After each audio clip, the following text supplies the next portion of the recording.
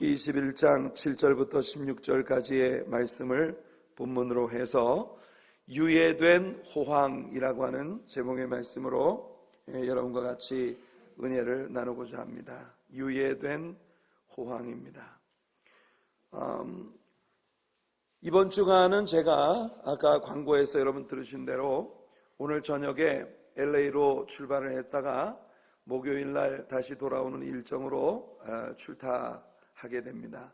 제가 없는 동안 이권재 전도사님께서 새벽 예배와 수요일 저녁 예배를 인도해 주실 것이에요.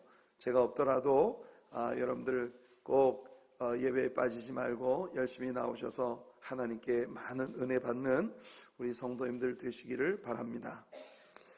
제가 돌아오고 난 후 다음 주일날 우리가 또 말씀을 나누고 그 다음 수요일 저녁에 우리가 욥기 15장으로부터 21장까지에 나타난 욥기의 제3단원, 즉 욥과 그의 친구들의 두 번째 변론을 한꺼번에 공부를 하도록 하겠습니다. 물론 수요일 저녁 예배를 통해서 우리가 이 많은 그 장들을 다 읽을 수 없겠지만 꼼꼼하게 이 친구들과 욥의 제1라운드의 논쟁을 우리가 공부를 하겠는데요.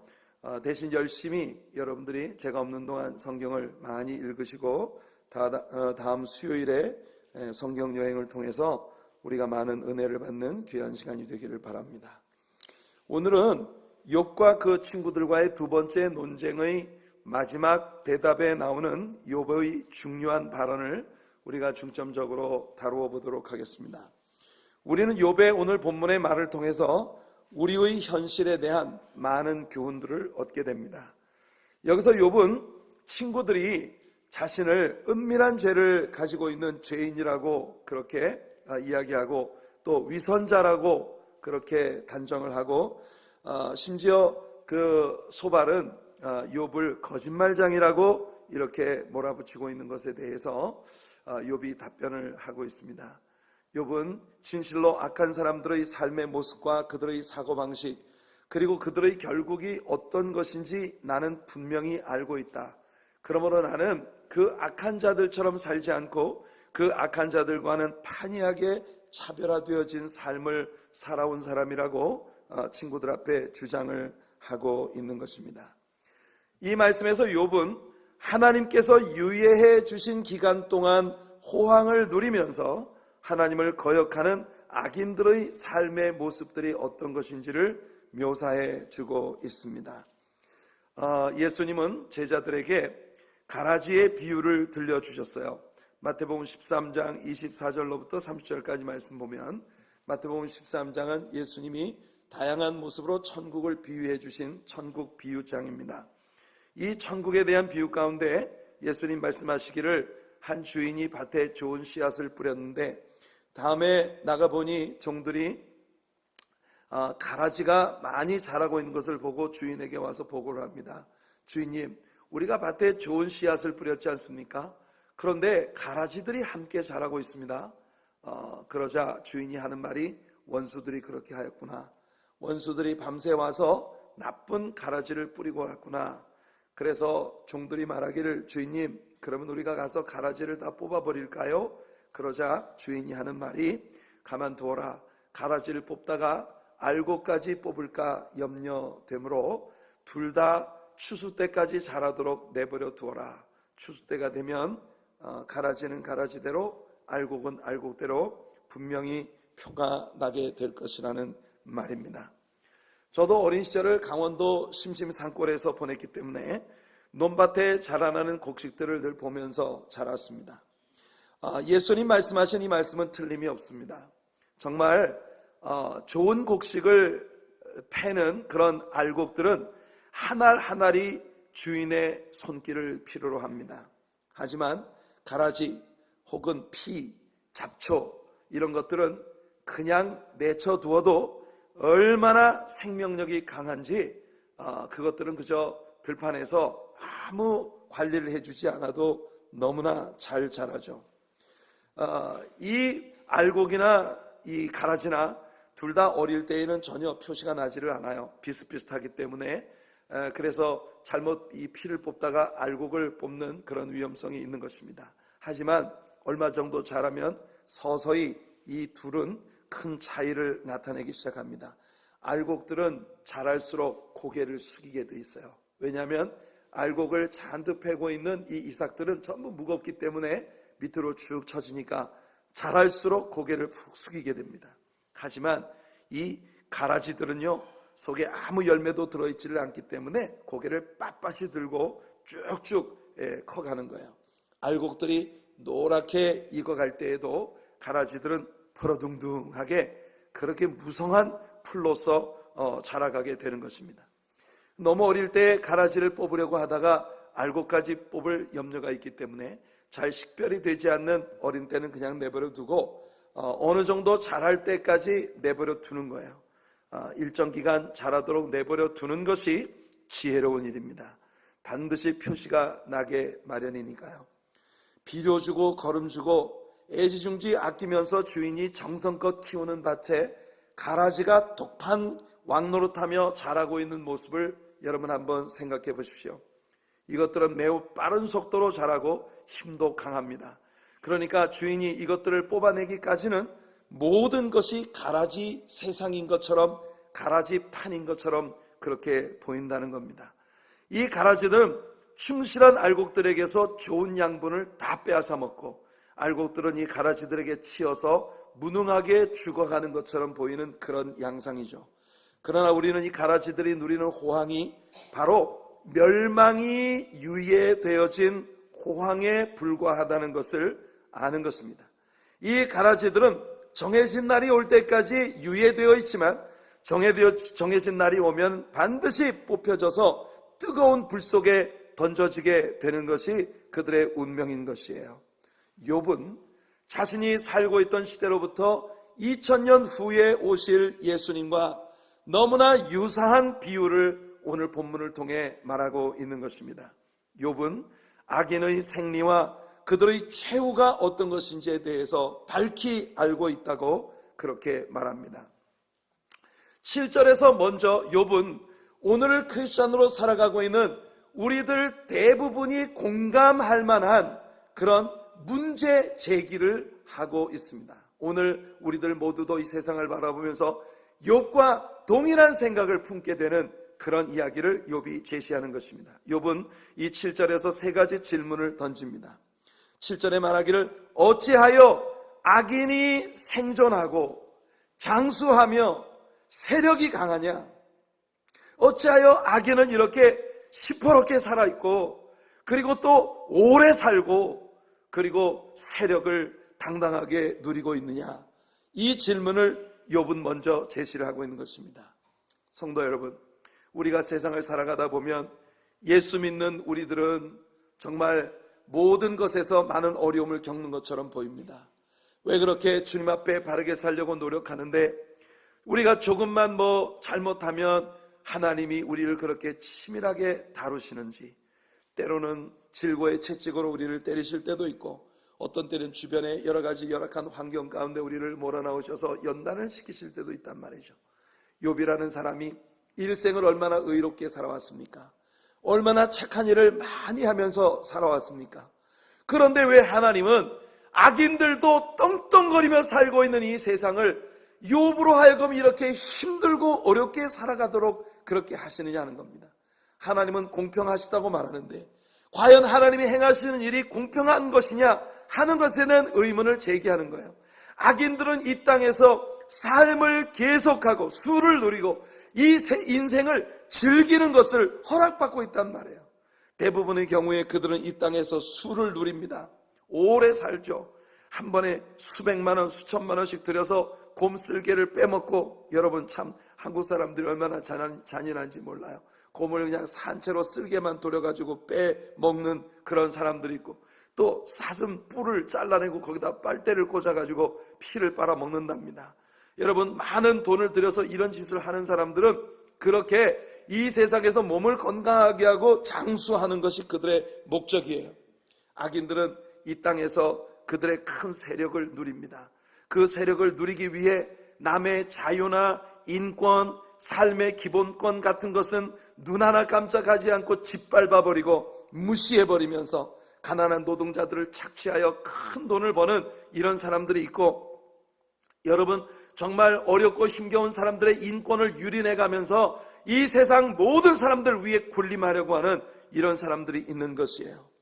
이어서 욥은 이 불경건하고 악한 사람들이 자기 자신들만 잘 사는 것이 아니라 그들의 삶의 전반에서 다양한 종류의 번영을 누리고 있다고 하는 것을 제시합니다. 8절을 보시면 그들의 후손이 앞에서 그들과 함께 굳게 서고 자손이 그들의 목전에서 그러하구나. 그들은 많은 자녀들을 가지고 있고 악을 통해서 얻은 많은 유익들을 오직 자녀들에게 물려주어 그 자녀들로 하여금 확고한 위치를 차지하게 하고 번영을 누리게 한다는 것이죠. 욥은 악한 자들의 자녀들의 행복에 대해 또 다른 양상의 설명을 합니다. 11절을 보시면 그들은 아이들을 양떼같이 내보내고 그들의 자녀들은 춤추는구나. 여러분, 이 악인들은 그들의 자녀들을 얼마나 유약하고 아무 철학도 없는 인간이 되게 자라도록 하는가 하는 것을 욥이 이야기하고 있는 것이에요. 마치 양떼들을 목자에게 붙여 내보내는 것처럼 이 부자들은 자기 자녀들에게 항상 곁에 이 보호자, 이 가디언들을 두어서 특별히 그들을 돌보게 하고 양떼처럼 보호를 받게 합니다. 이 자녀들이 말썽을 부리고 경찰서에 갇혀도 이 사람들을 보내서 당장 빼오고 이런 권력과 세도를 누리면서 그 자녀들을 세상에서 호황을 누리게 만들죠. 이들의 가정의 모습을 욥은 이렇게 노래합니다. 그들의 집이 평안하여 두려움이 없고 하나님의 매가 그들 위에 임하지 아니한다고 말합니다. 이 사람들이 살아가 보면 세상 무서울 것이 없고 세상에 없는 것이 없이 떵떵거리며 호황을 누리며 평화롭게 근심 걱정할 거 아무것도 없이 살아가는 것처럼 보이는데, 크리스찬으로서 우리들이 그들을 볼 때 마음 상하는 건 뭐냐? 왜 하나님은 저런 사람들을 가만 내버려 두시는 걸까? 왜 하나님은 저 사람들한테 채찍질 한번 안 하시고 그냥 방임하시는 것일까? 이런 생각이 우리에게 있습니다. 19세기 미국의 설교의 거장이라고 일컬어지는 필립스 브룩스라고 하는 분이 하나님께서 막대기를 사용하셔서 치지 않으실 때 그것은 인간에게 좋지 않은 징조이다 라고 하는 유명한 말을 남겼습니다.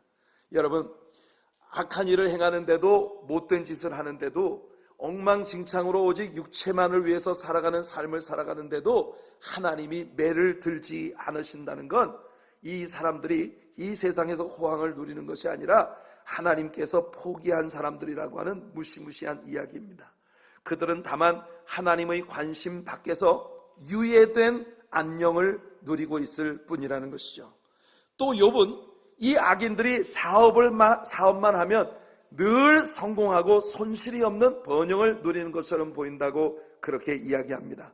10절을 보니 그들의 수소는 새끼를 베고 그들의 암소는 낙태하는 일이 없이 새끼를 낳는구나. 이 사람들은 뭘 해도 돈이 되고 뭘 해도 남는 것 같아요. 아주 악하게 살고 하나님도 믿지 않고 엉망진창으로 살아가는 것 같은데 뭘 투자만 하면 대박이 터집니다. 그러니까 이런 사람들을 보면 여러분, 어떤 때는 말이죠, 여러분 생각해보세요. 수소가 새끼를 베게 하고 암소는 낙태하는 일이 없이 새끼를 낳는 이런 일이 인간의 기술이나 노력에 무관한 일 아니겠습니까? 그러니까 이 사람들이 행하는 일은 마치 하나님이 그냥 다 보장해 주시고 그들의 소유물에 큰 복을 내리시는 것처럼 보이는 거예요. 어쩌면 사람들이 저렇게 운이 좋을까? 어쩌면 사람들이 저렇게 행운이 있을까? 저 사람들은 그냥 정말 뭘 해도 아주 그냥 대박이 터지는 사람들이야. 그렇게 바라보는 거죠. 또한 욥은 말하기를 이들이 온갖 악기들을 사용하는 악사들을 고용해서 늘 파티를 즐기는, 아주 엔터테인먼트를 즐기는 그런 삶을 살고 있다고 말합니다. 12절에 보니까 그들은 소고와, 이 소고라고 하는 게 탬브린입니다. 탬브린. 그리고 수금이라고 하는 건 뭐냐면은 이 현악기, 하프 계열의 현악기니까 이건 오늘로 말하면 기타 같은 이런 종류예요. 그러니까 또 그 다음에 피리를 불어 즐긴다 했는데 이 피리라고 하는 말이 킹제임스 버전에 보면 올겐입니다. 올겐. 이 올겐이라고 하는 것은 현악과 관악과 이 복스 휴머나, 사람의 음색을 가진 다양한 종류의 음색들을 샘플링해서 집어넣어서 그것을 연주해서 이제 음악을 만들어내는 것이죠.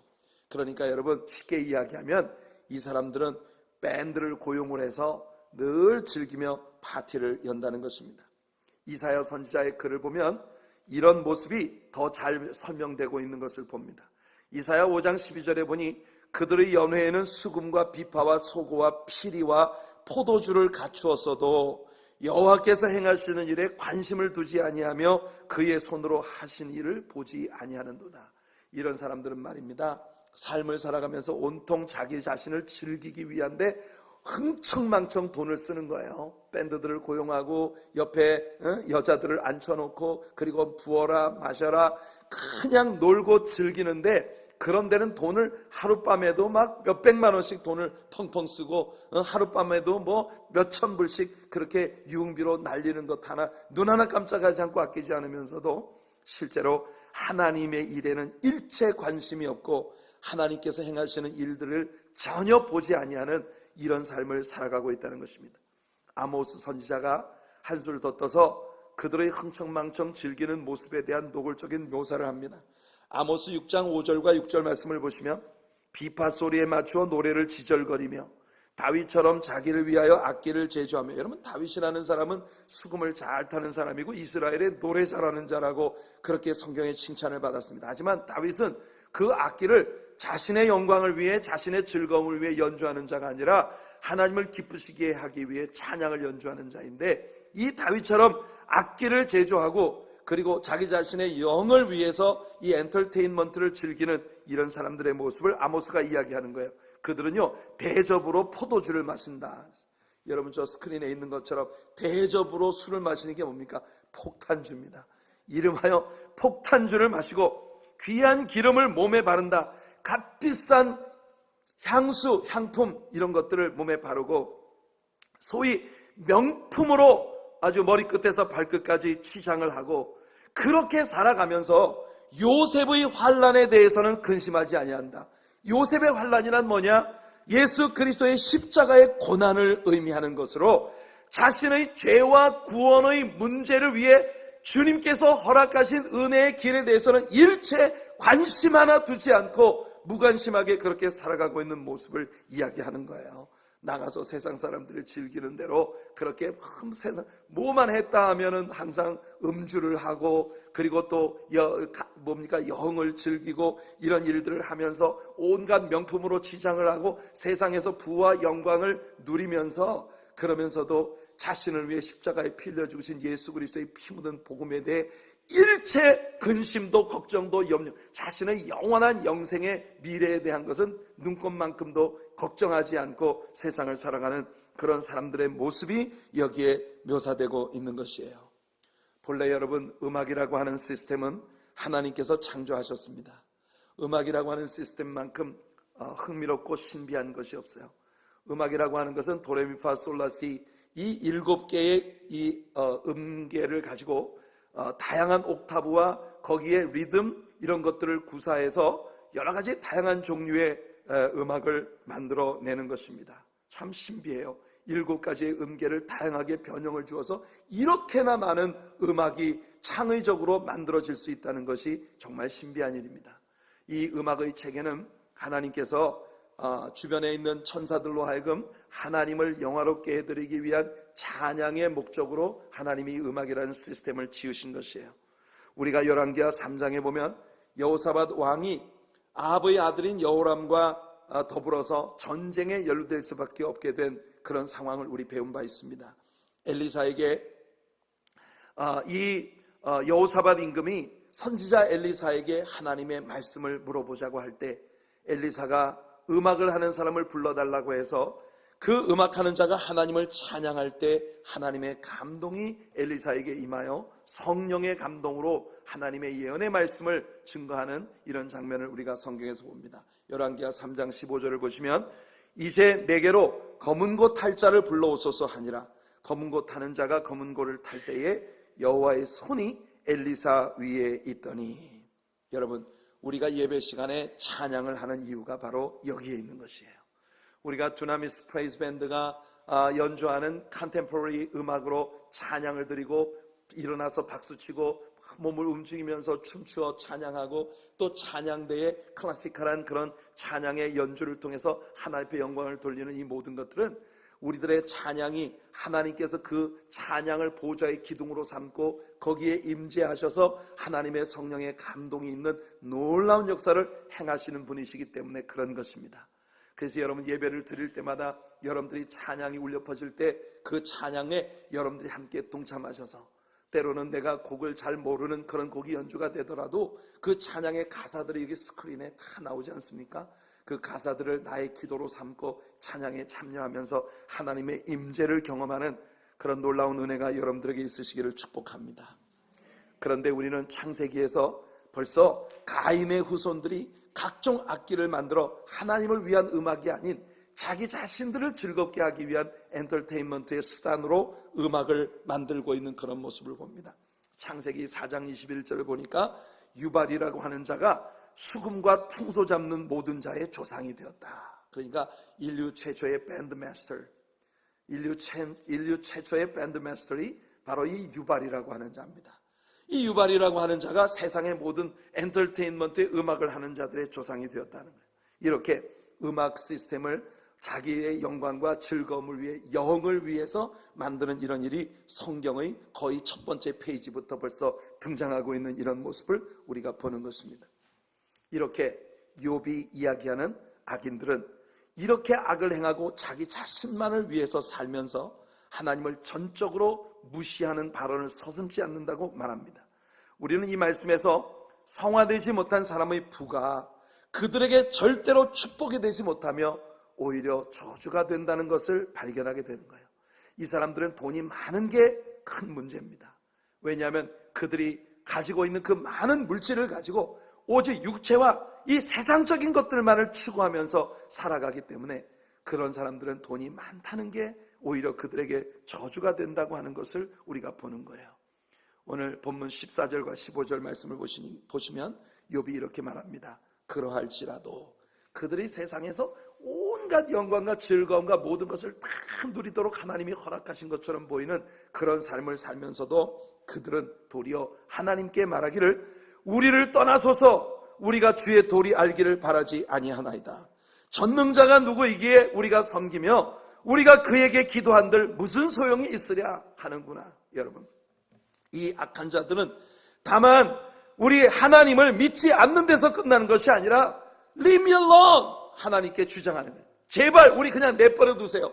하나님 제발 우리들의 삶에서 제발 stay away, 좀 우리 삶에서 좀 나가주세요. 우리 관여하지 말고. 그렇게 세상 사람들은 하나님께 주장을 하고 있는 것입니다. 또한 그들은 주의 도리 알기를 바라지 아니한다. 하나님의 말씀을 배우고 싶지 않다는 거예요. 성경 말씀을 알고 싶은 마음이 없다는 겁니다. 말씀의 지식을 무시하는 거예요. 전능자가 누구시기에 이 보면 하나님에 대해서 아주 여러분들 야멸찬 그런 경멸하는 말을 하고 있는 그런 모습을 우리가 보는 겁니다. 우리가 그에게 기도한다고 무슨 일이 벌어진다는 거야? 여러분, 이들은 하나님께 감사하지 아니할 뿐만 아니라 하나님께 적대감을 가지고 있어요. 우리를 떠나소서.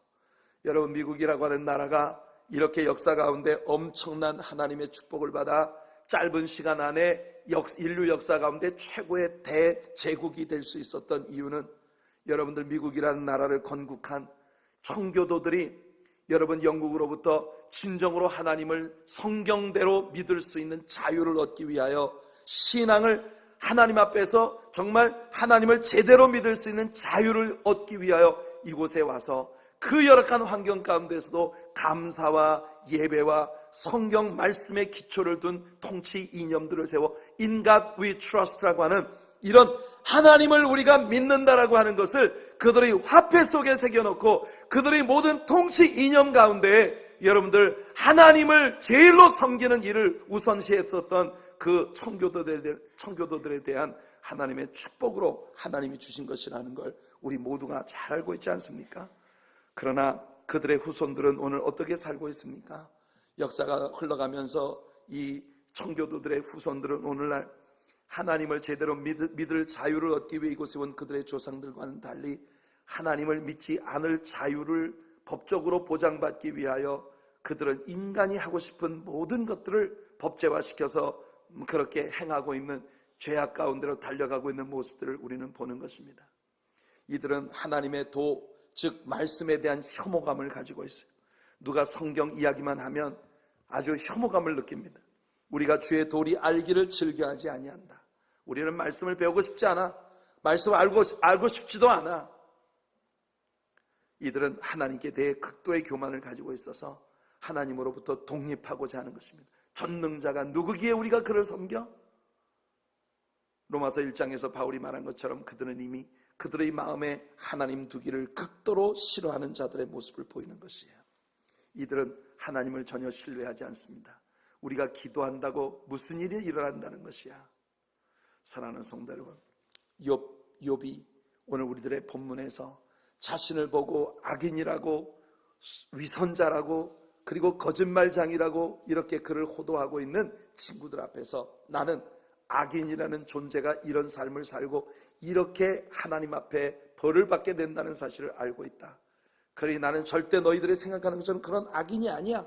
나는 그런 너희들이 생각하는 그런 악인과는 차별화된 삶을 살고 있는 것이야 라고 그렇게 항변하는 과정 가운데에서 이 세상을 악으로 살아가는 사람들의 삶의 양상을 이렇게 묘사를 하고 있어요. 여러분 놀랍지 않습니까? 욥이라고 하는 사람은 예수님보다도 2000년 전에 아브라함과 야곱의 시대에 살고 있었던 족장시대의 인물입니다. 그런데 예수님보다 2000년 전에 살고 있었던 욥이 예수님 당시에 가라지의 비유를 통해 예수님을 보여주셨던 그런 말씀과 동일한 철학을 가지고 살고 있었다는 것이 놀랍지 않습니까?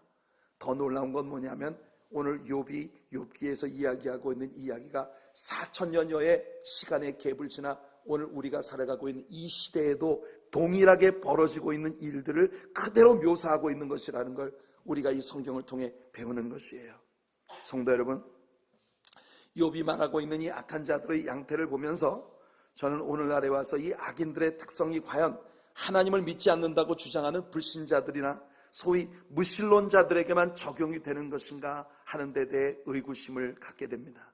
왜냐하면 오늘 교회 안에 있는 너무나 많은 크리스천이라고 자처하는 사람들의 삶의 의식이 오직 이 땅에서의 삶과 또한 육체의 영화에만 초점을 맞추고 살아가는 그런 이 하나님 없이 경건치 아니한 악을 행하는 자들의 삶을 대단히 부러워하고 흠모하는 그런 삶을 교인이면서도 가지고 있는 너무나 많은 사람들을 볼 수 있기 때문입니다. 예수님은 이 세상의 마지막 때 곧 하나님의 심판의 날이 다가오는 때가 노아의 날과 같을 것이라고 말씀하셨습니다. 여러분들은 노아의 날이 어떤 특성을 가진 날들인지 알고 계십니까? 우리는 창세기를 공부하면서 창세기 4장에서 가인의 후손들이 세운 문화의 현장을 보았습니다. 그 문화의 특성이 아까도 말씀드린 것처럼 오늘날 우리들이 살고 있는 이 세대와 아주 흡사한 그런 모양새를 가지고 있다는 것을 우리가 창세기 4장에서 배웠어요.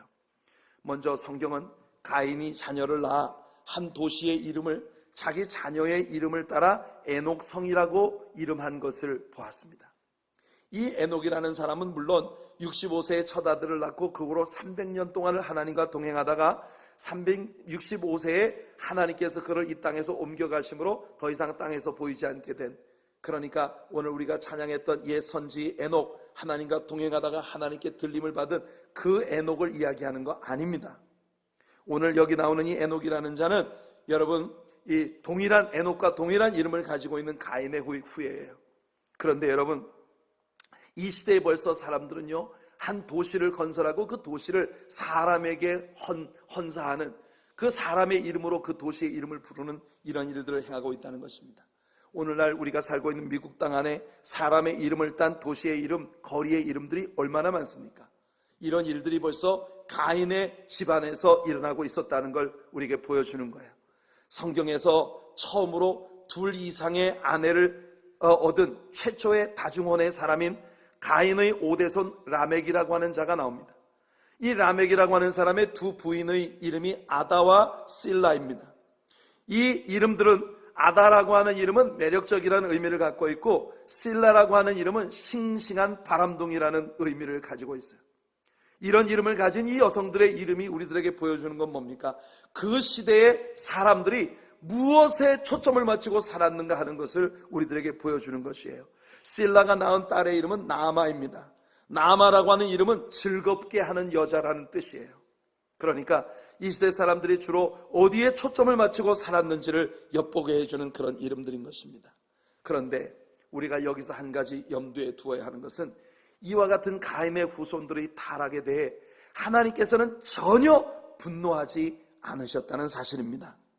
이미 창세기 4장에서 이렇게 묘사되어 있었던 가인의 후손들의 죄악에 대해 아무런 반응도 보이지 않으시던 하나님께서 갑자기 창세기 6장에 들어오시면서 엄청난 분노를 보이시는 장면, 심지어 내가 이 땅에 사람 지은 것을 후회한다고까지 극단적인 표현을 하시는 그런 하나님의 분노의 모습을 우리가 보는 거예요.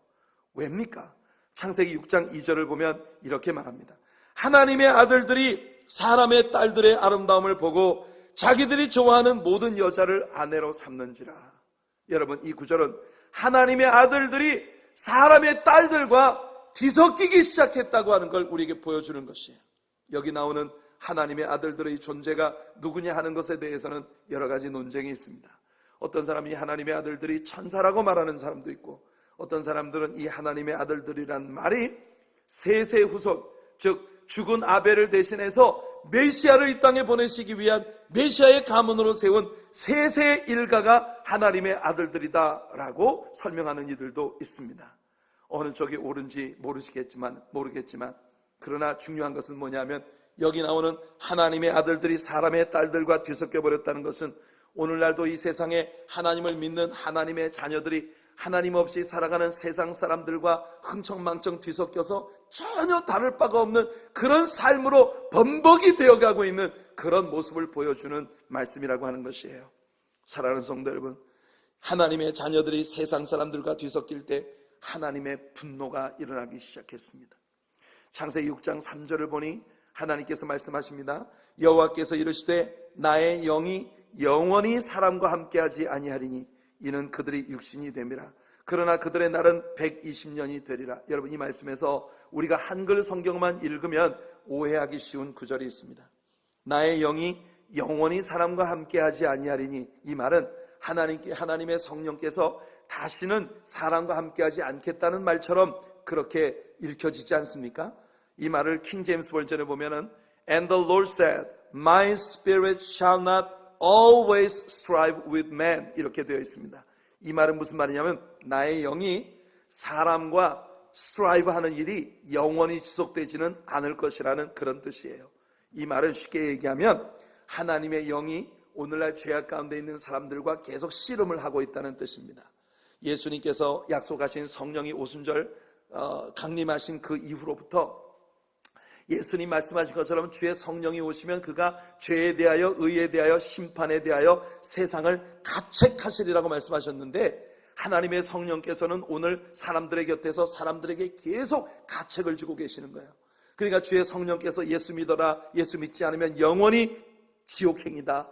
하나님의 성령께서는 그렇게 사람들의 영혼과 붙들고 씨름을 하고 계신 중이에요. 여러분, 성령님이 여러분들 붙들고 씨름하실 때 성령님께 빨리 승복하는 여러분들 되시기를 축복합니다. 야곱이 천사와 씨름할 때에 하나님 앞에 눈물로 간구했던 것처럼 여러분들의 자아가 무너지고 하나님과의 씨름에서 늘 하나님 앞에 부복하는 우리 성도님들 되시기를 바라요. 그런데 하나님의 말씀의 의미는 뭐냐? 성령께서 사람의 영혼을 붙들고 씨름을 하겠지만 그 씨름이 영원히 계속되지는 않는다는 겁니다. 때가 이르면 하나님의 유예 기간이 끝난다는 거예요. 하나님이 오래 참으시는 참으심이 끝나는 날이 온다고 하는 것을 하나님이 말씀하시고 계신 것입니다. 바로 이 시점에서 우리는 세상 사람들이 누리는 삶의 즐거움들이 오직 유예된 호황에 불과하다고 하는 것을 발견하는 거예요. 악한 자들은 모두 하나님의 진정한 심판을 목전에 두고 살아가고 있는 것이라는 걸 여기서 배우는 것입니다. 예수님 말씀을 들어보면 사람들이 홍수로 인하여 죽임을 당하는 그 순간까지도 시집가고 장가가고 그렇게 살던 대로 계속 살아왔다는 것을 우리에게 보여줍니다. 그들은 이 땅에서 호황을 누렸고 이 땅에서 모든 걸 즐겼습니다. 아마 그들은 이제 곧 홍수가 나고 멸망과 하나님의 심판이 임할 것이라고 외치는 노아의 식구들을 미치광이 취급했을 것입니다. 광신자 취급했겠죠. 게다가 노아는 배를 어디다가 지었습니까? 아직 한 번도 비가 오지 않은 그 땅에 메마른 땅, 그것도 높은 산 꼭대기 위에다가 배를 지었단 말이에요. 배가 규모가 얼마나 큽니까? 성경의 도량령을 보니까 이 배의 길이가 137m나 됩니다. 여러분, 축구장 이 끝에서 저 끝까지가 100m예요. 그런데 축구장보다도 더 큰 규모의 배를, 이 노아의 방주를 노아가 지었다는 것이에요. 비도 한 번도 비 오는 것조차 본 적이 없는 사람들에게 홍수가 나서 이 모든 땅이 잠길 것이라고 하며 산 꼭대기 위에다가 이런 어마어마한 규모의 배를 축조하고 있는 이 노아의 모습을 그 시대 사람들이 어떻게 바라보았겠는지 생각해 보십시오. 아담의 7세손 에녹은 이토록 죄악의 충천에 가던 시기에 하나님과 동행하며 믿음으로 하나님을 기쁘시게 하는 자라는 증거를 받았습니다. 여러분, 그 에녹이라는 사람이 그 시대를 어떻게 살았는지 예수님의 형제 유다가 신약 성경의 유다서에서 우리들에게 들려줍니다. 유다서 14절과 15절을 보시면 아담의 7대손 에녹이 이 사람들에 대하여도 예언하여 이르되 보라, 주께서 그 수만의 거룩한 자와 함께 임하셨나니 이는 무사람을 심판하사 모든 경건하지 않은 자가 경건하지 않게 행한 모든 경건하지 않은 일과 또 경건하지 않은 죄인들이 주를 거슬려 한 모든 완악한 말로 말미암아 그들을 정죄하려 하심이라 하였느니라. 여기서 유다가 말하고 있는 경건하지 않은 자, 반복되고 있는 이 경건하지 않은 자라는 말은 무슨 의미를 갖고 있냐? 하나님 없는 자라는 의미를 갖고 있는 것입니다. 하나님 없는 자, 하나님 없이 살아가는 자. 여러분, 그들에게 이미 에녹이라는 사람은요, 예수님이 지상 재림을 하실 때 주께서 그 뒤를 따르는 수많은 성도들의 무리와 함께 이 땅에 오시는 재림의 장면을 묘사하는 말씀을 선포했단 말이에요. 그러니 그 시대에 에녹의 말을 듣던 사람들이 에녹을 얼마나 미치광이 취급했겠습니까? 여러분, 얼마나 에녹이 속이 터졌으면 에녹은 아들을 낳아놓고 그 아들의 이름을 무드셀라라고 불렀어요. 무드셀라라고 하는 이름은 이 아이가 죽을 때 땅에 심판이 임한다는 뜻인데, 진실로 무드셀라가 죽던 그 해에 노아의 홍수가 임했던 것입니다. 어떤 사람이 정말 눈에 넣어도 아프지 않을 예쁜 아들을 낳아놓고는 그 아들의 이름을 하나님의 심판이 깃드는 이름으로 붙이고 싶은 사람이 있겠습니까? 이것이 바로 이 에녹이라는 자가 얼마나 그 시대를 하나님의 성령에 충만하여 오직 하나님 중심으로 세상을 산 사람이었는지를 우리들에게 보여주는 것이에요. 어느 시대에든 이렇게 하나님께 매료되어 하나님의 영광만을 위해 살아가는 사람들은 예수 그리스도의 형상을 본받아 살아가게 되고, 예수 그리스도의 형상을 본받아 살아가는 모든 사람들은 이 시대를 살고 있는 세상 모든 사람들에게 광신자 취급을 받게 되는 것입니다. 앞으로 세상은 갈수록 변할 것이고, 그리고 변해가는 세상 속에서 여러분들이 만일 진실한 크리스천으로 세상을 살아가려고 한다면 이 세상 사람들이 여러분들을 미친 사람 취급하게 되는 그런 날이 반드시 오게 될 것이에요. 여러분, 이런 때에 세상과 절대로 섞이지 아니하고 여러분들의 시선을 언제나 주님께 고착시키고 주님만을 바라보고 믿음으로 살아가는 여러분들이 되기를 예수님 이름으로 축복해드립니다. 성경은 사람이 무엇을 심든지 그대로 거둔다고 가르칩니다. 컴퓨터를 공부하는 사람들에게는 garbage in, garbage out이라는 그런 말이 있습니다. 여러분, 컴퓨터라고 하는 것은 반드시 여러분들이 집어넣은 데이터가 그 속에서 나오게 되는 것이라는 거예요. 쓰레기를 집어넣으면 쓰레기가 나오고, 여러분들 정말 유익한 데이터를 집어넣으면 그 속에서 유용한 것들을 구할 수 있다는 것이죠. 우리들의 영혼에 대해서도 하나님께서는 좋은 것을 심고 좋은 것을 거두는 자, 성도 여러분, 언제나 성령으로 심고 영원한 생명을 거두는 축복된 하나님의 자녀들이 되기를 예수님 이름으로 축원해드립니다. 아무리 세상이 오늘은 그런 세상이야, 세상 모든 사람들이 보편적으로 다 그렇게 살고 있는데 그래서 세상 사람들이 하는 대로 따라가는 우리들이 되지 않아야 한다는 것입니다. 절대로 세상과 뒤섞일 수 없는 하나님을 바라보는 저와 여러분들이 되기를 예수님 이름으로 축원해드립니다. 우리의 자녀들의 마음속에 무엇이 심겨지고 있는지 우리는 세심하게 관리해야 합니다. 우리 어린 자녀들이 매일 이어폰을 느끼고 듣고 있는 그 음악들이 어떤 가사를 가지고 있는지, 그 음악들이 여러분들의 자녀들에게 무엇을 계속해서 암시하고 있는지, 이런 부분에 여러분들은 관심을 가져야만 합니다. 오늘 우리가 살고 있는 세상은 온통 마귀의 괴계들로 꽉 들어찬 세상이기 때문에 이와 같은 세상에서 문화 속에 뒤섞여 있는 사탄의 메시지에 여러분들의 자녀들이 귀 기울이지 아니하도록 그렇게 여러분들의 자녀들을 보호할 수 있는 그런 깨어있는 성도님들 되시기를 축복합니다. 욥은 유예된 호황을 누리는 사람들에게 이렇게 마지막으로 경고합니다. 13절에 보니 그들의 날을 행복하게 지내다가 잠깐 사이에 수월에 내려가느니라. 눈 깜짝할 사이에 모든 것이 끝나는 그 순간까지도 세상에서 호황을 누리며 행복하게 살다가 하나님의 인내의 시간이 끝나는 날, 더 이상 하나님의 성령이 그를 붙들고 씨름하는 일을 멈추는 그날, 눈 깜짝할 사이에 이 사람이 지옥에 떨어지게 된다는 것을 욥은 선포하고 있는 것이에요. 성도 여러분, 꽃밭을 망가뜨리기 위해 무슨 대단한 일을 할 필요가 없어요. 무슨 말입니까? 꽃밭을 망가뜨리겠다고 여러분들이 꽃밭에 들어가서 막 짓밟고 짓삼고 할 필요 없어요. 꽃밭이 망가지는 걸 보고 싶으십니까? 내버려 두시면 됩니다. 내버려 두시면 여러분들이 예쁘게 자라기를 바라는 꽃보다 꼭 이상한 잡초들, 온갖 억새풀 이런 것들이 더 무성하게 자라서 꽃밭은 망가지게 돼 있어요. 꽃밭이 아름다워지려면 여러분 세심한 관심을 기울여야 합니다. 옳지 않은 것이 나오는지, 내 예쁜 꽃들의 양분을 뺏어 먹을 그런 가라지 같은 것들이 여기 나오지 않는지, 엉겅퀴 같은 것이 나오지 않는지 세심한 관심을 기울여야 합니다. 이것이 우리에게 주는 메시지가 뭔가요? 여러분, 오늘 이 세상 사람들이 여러분들이 보기에 하나님도 안 믿는데 떵떵거리는 권세를 가지고 산다고 눈꽃만큼이라도 부러워하는 여러분들이 되지 않으시기를 바랍니다. 그들은 지금 유예된 호황을 누리는 자들 뿐이라는 겁니다. 하나님의 그레이스 피리어드, 유예 기간이 끝나는 그 순간 그들의 정체가 무엇인지가 드러나게 된다는 것이에요. 여러분, 시편 73편에 보면 악인의 형통함을 보고 하마터면 내가 실족할 뻔했는데 내가 성전에 들어간 후에야 그들의 결국을 제대로 알게 되었습니다 라고 다윗이 고백하고 있는 내용을 봅니다. 하늘 위에 주님밖에 내가 사모할 자 있겠으며 땅 위에는 우리 주님밖에 내가 예배할 자가 있겠나이까. 오늘 제가 묵도 시간에 읽어드렸던 성경 구절이 바로 그 진실을 깨닫고 난 후에 다윗이 고백한 내용인 것입니다. 성도 여러분, 변하지 않는 시선으로 주님을 바라보고 우리 주님의 말씀에 귀 기울이며 언제나 하나님의 진리를 배우고자 하는 뜨거운 열정이 여러분 가운데 살아있어 날마다 예수 그리스도를 닮아가는 주님의 백성들로 살아가게 되시기를 예수님 이름으로 축원해 드립니다.